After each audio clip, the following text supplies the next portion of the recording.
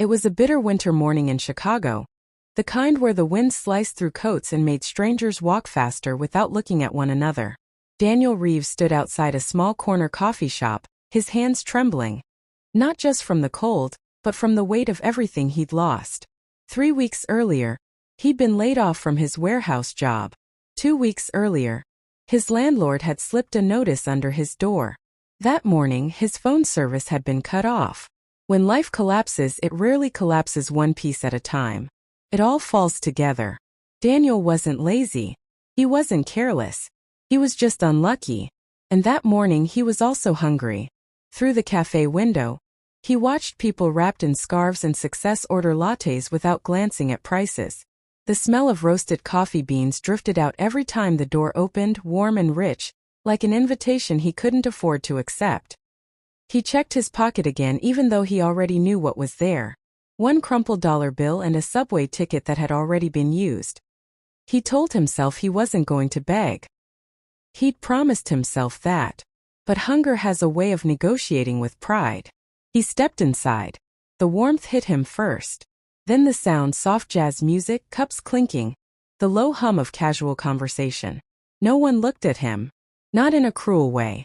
Just in that invisible way cities teach people. He joined the line, rehearsing what he might say. Maybe he could ask for hot water. That was free. Hot water could feel like coffee if he closed his eyes. When it was his turn, he cleared his throat. "Hi, can I just get?"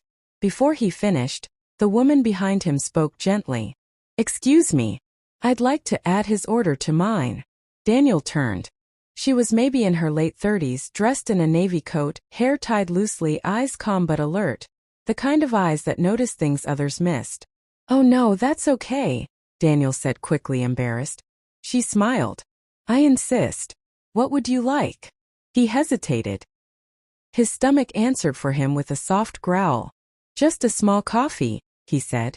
"And a sandwich," she added to the cashier. "And make the coffee large." Daniel's face flushed.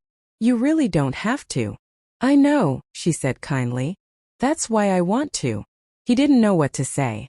Gratitude felt too small for the moment. Pride felt too heavy. So he just nodded. They stepped aside while waiting for the order. Silence hovered, not awkward, just thoughtful. Finally he said, "Thank you. Really. I'll pay it forward someday." She tilted her head.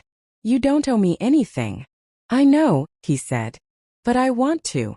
She extended her hand. "I'm Claire." "Daniel." They shook hands, strangers connected by steam rising from a paper cup.